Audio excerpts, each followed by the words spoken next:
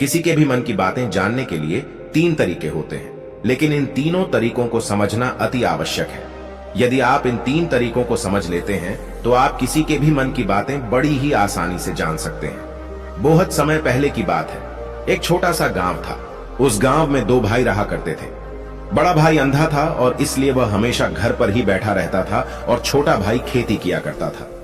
लेकिन खेतों में अत्यधिक जानवर आने से पूरी फसलें नष्ट हो जाती थी, जिनके कारण छोटा भाई बहुत ही ज्यादा परेशान हो चुका था। एक दिन उसे एक तरकीब सूझी।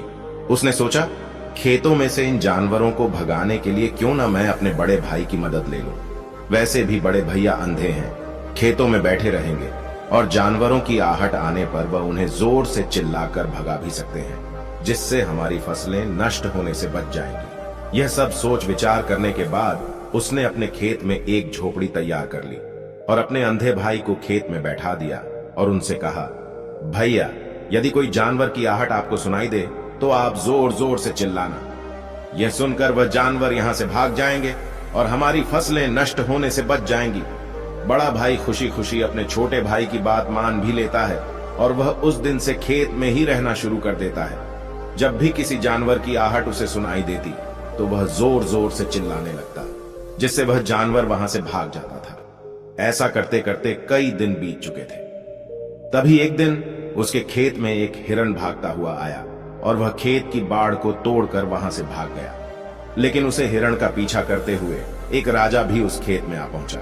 तभी राजा की नजर उस अंधे भाई पर पड़ती है। राजा उस व्यक्ति से कहता है, देखो, मैं यहाँ पर एक जानवर का पीछा करते हुए आया हूँ। क्या तुमने उस जानवर को यहाँ पर देखा है? पर वह व्यक्ति कहता है, हे राजन, मैं तो अंधा हूँ, मैं भला किसी जानवर को कैसे देख सकता हूँ।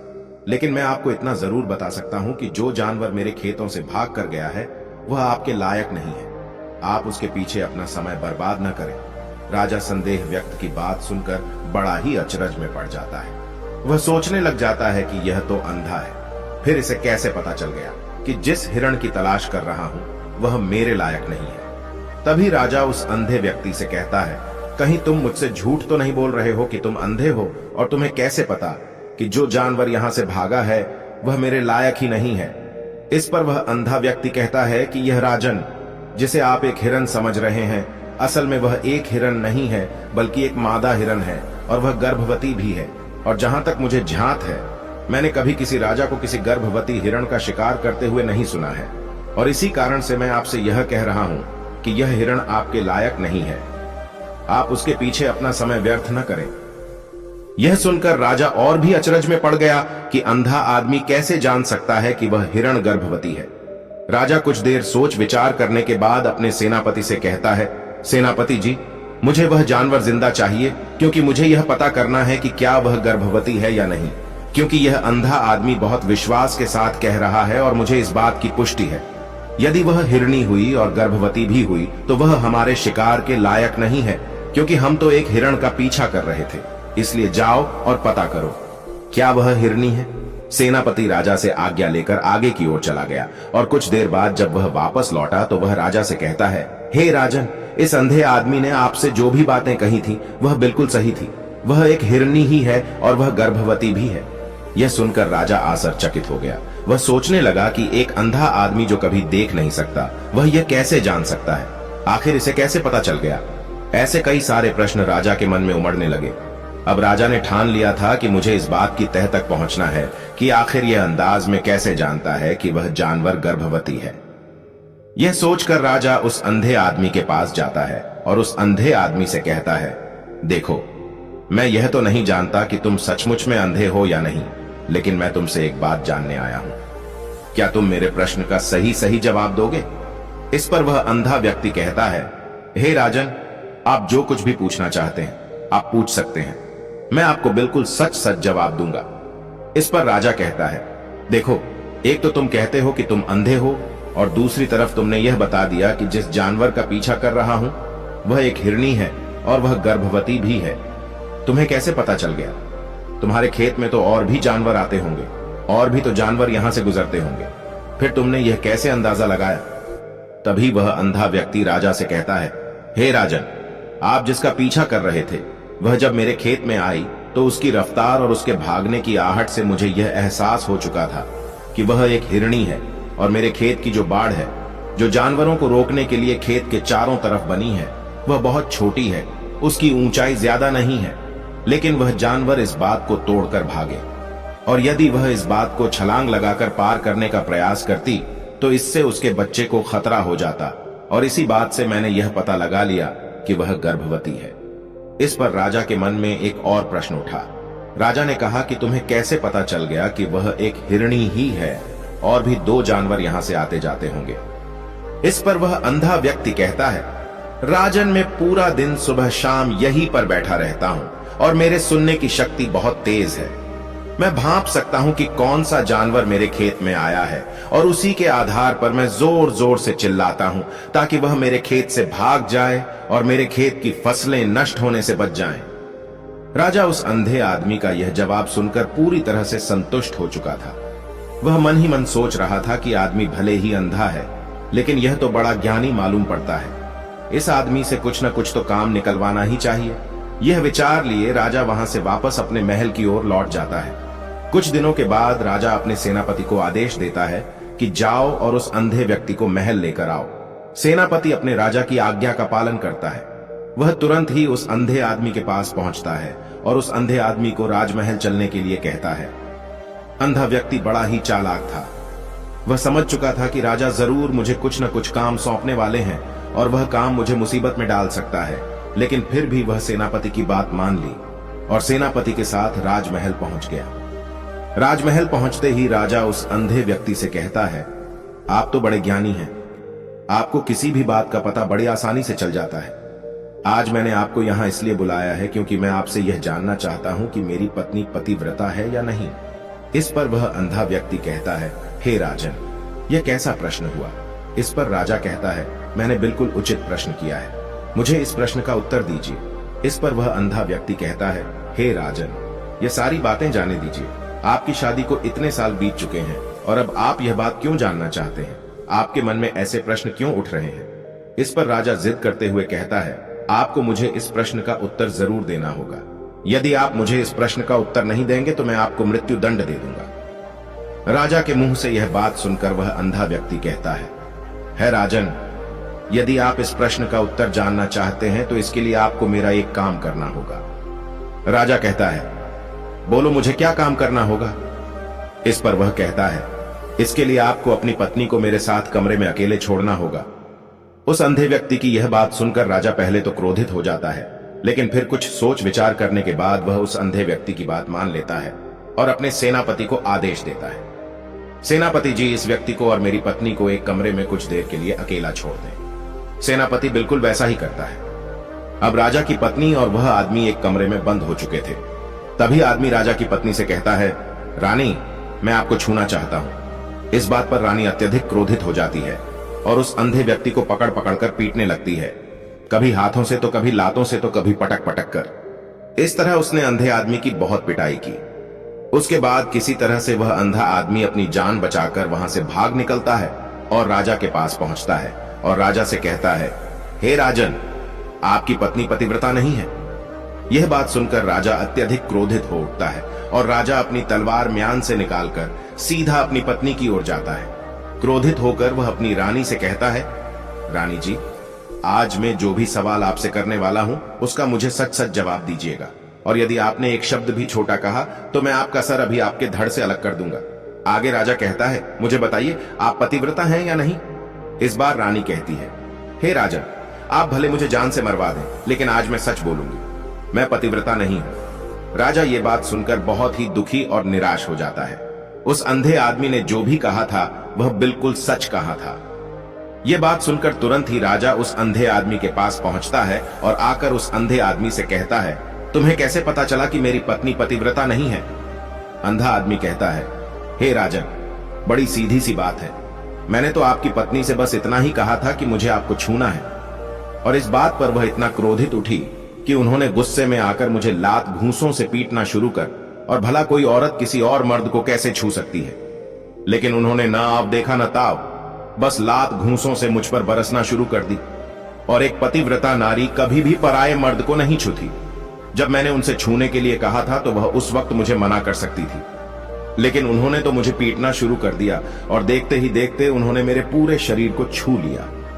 अब आप ही बताइए, ऐसी स्त्री भला पतिव्रता कैसे हो सकती है? इस बात पर राजा कहता है, तुम तो बड़े ज्ञानी मालूम पड़ते हो, तुम्हारी बात बिल्कुल सही है। चलो तुम मेरे एक और प्रश्न का जवाब दो। तुमने मुझे इस प्रश्न का सही जवाब दे दिया तो मैं तुम्हें यहां से जाने दूंगा। राजा उस अंधे आदमी से कहता है कि तुम मुझे बताओ, क्या मैं सच में अपने पिताजी का ही बेटा हूं या फिर किसी और का?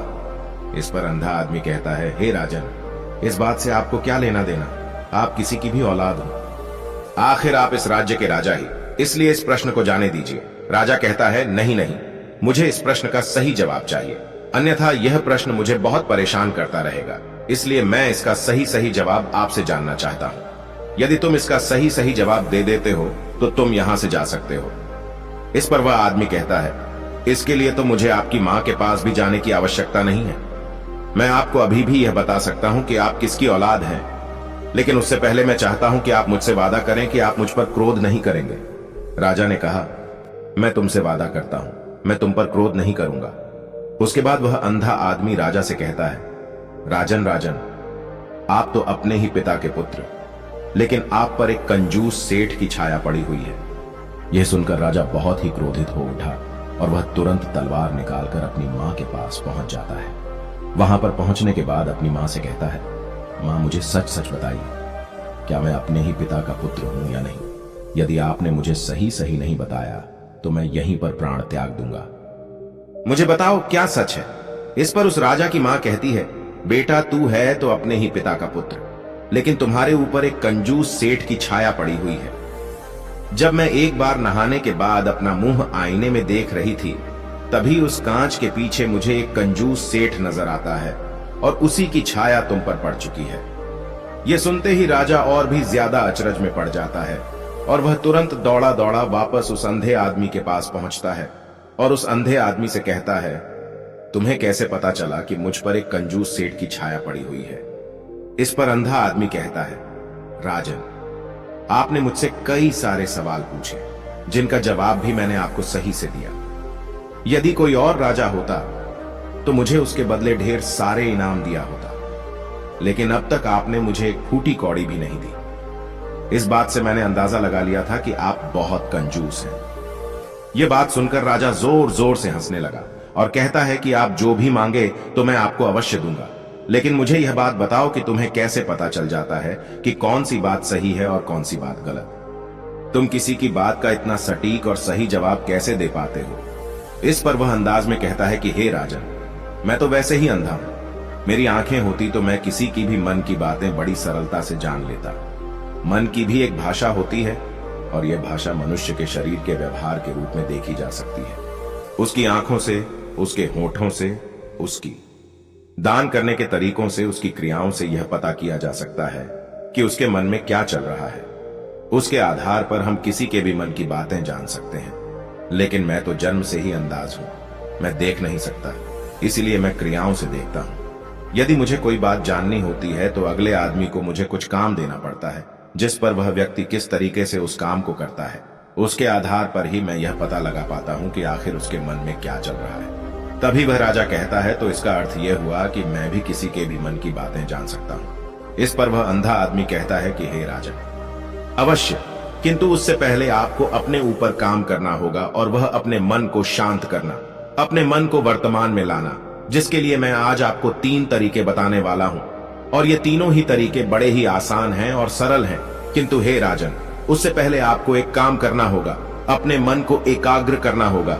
जब हम अपने मन को एकाग्र करते हैं, अपने मन को वर्तमान में लाते हैं, तो हम दूसरे के मन की बातें जान सकते हैं, क्योंकि वह आदमी अभी भी अपने मन में वर्तमान में ही सोच रहा है और हमारे मन को वर्तमान में ही लाना होगा, तभी हम उसके मन की बातें जान सकते हैं। यदि हम अतीत में हुई घटनाओं के बारे में सोच रहे होंगे, तो जो अगला आदमी में सोच रहा है, वर्तमान में अपनी मन में बात कर रहा है, वह हम कैसे जान पाएंगे?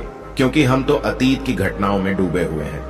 इसलिए किसी के भी मन की बातें जानने के लिए सबसे पहले हमें अपने मन को एकाग्र करना होगा, उसे वर्तमान में लाना होगा। फिर वह अंधा व्यक्ति राजा से कहता है, हे राजन, जो 3 तरीके मैं आपको बताने वाला हूं, इन 3 तरीकों से आप बड़ी आसानी से किसी के भी मन की बातें जान सकते हैं। यह राजा जो सबसे पहला तरीका है वह आंखों पर ध्यान देना। किसी व्यक्ति से बात करते हुए उसकी आंखों में देखना, उसकी आंखों पर ध्यान देना ज्यादा जरूरी है, क्योंकि आंखें बोलती नहीं और बहुत कुछ कह जाती हैं। यदि हम किसी व्यक्ति की आंखों को, इशारों को समझना सीख जाएं, तो हम यह जान पाएंगे कि व्यक्ति के दिमाग में क्या चल रहा है, वह क्या सोच रहा है और अभी वह क्या करने वाला है। मेरे पास आंखें नहीं हैं, लेकिन मैंने अपने गुरु से यह विद्या सीखी है, क्योंकि बहुत साल पहले मेरे पास आंखें थीं और मैं उस वक्त लोगों के मन की बातें केवल आंखों में ही देखकर जान लेता था। इसलिए यदि आप भी दूसरों की बातें जानना चाहते हैं तो आपको भी उनकी आंखों पर गौर करना होगा, जैसे कि वह कब और कहां किधर देख रहे हैं। वह आंखों को इधर उधर घुमा रहे हैं या फिर उसकी आंखें खुश नजर आ रही हैं, और फिर आंखों में कहीं निराशा तो नहीं है, जैसा कि एक चोर होता है। उसकी आंखों में जब हम देखते हैं तो हमें यह पता चलता है कि अगला आदमी ने कोई गलती की है। ठीक उसी प्रकार जब हम किसी चालाक व्यक्ति की आंखों में देखते हैं तो आपको पता चलेगा कि उसकी आंखों में चालाकी होती है। यह एक बहुत ही सीधा और आसान तरीका होता है।